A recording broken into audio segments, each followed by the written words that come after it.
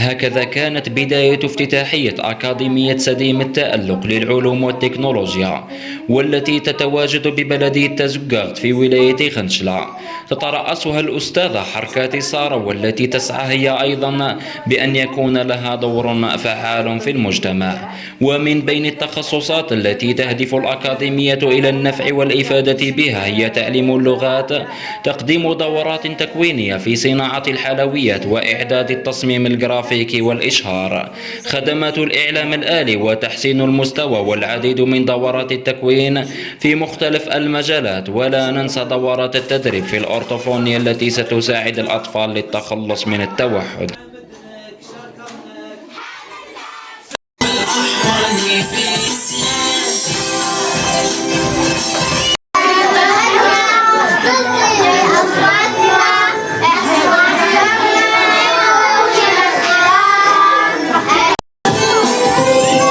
بسم الله الرحمن الرحيم، والصلاة والسلام على المبعوث رحمة للعالمين سيدنا محمد صلى الله عليه وسلم.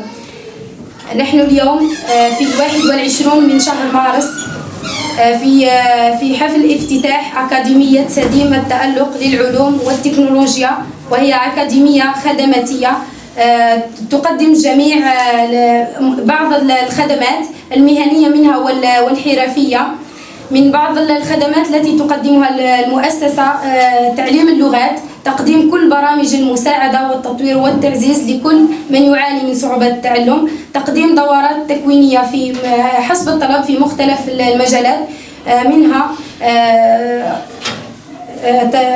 إعداد الحلويات، إعداد التصميم الجرافيكي والإشهار، خدمات الإعلام الآلي وتحسين المستوى. نقدم أيضا استشارات في معهد الأرطوفونيا الدكتورة بسمع بابسة لكل من يريد أن يجد حلول للصعوبات التي يواجهها أبنائهم، في خاصة الأطفال ذوي التوحد ومتلازمة داون إلى آخره من هذه الصعوبات التي تكون مبكرة في عند الأطفال، والتي يغفل عنها الأولياء كثيرا، والتي تشكل عائق فيما بعد في الحياة، في المراحل العمرية من حياة التلاميذ مستقبلا. بهذه المناسبة أشكر كل من حضر افتتاح هذه الأكاديمية، وأشكر قناة جون تي في على تغطية هذا الافتتاح.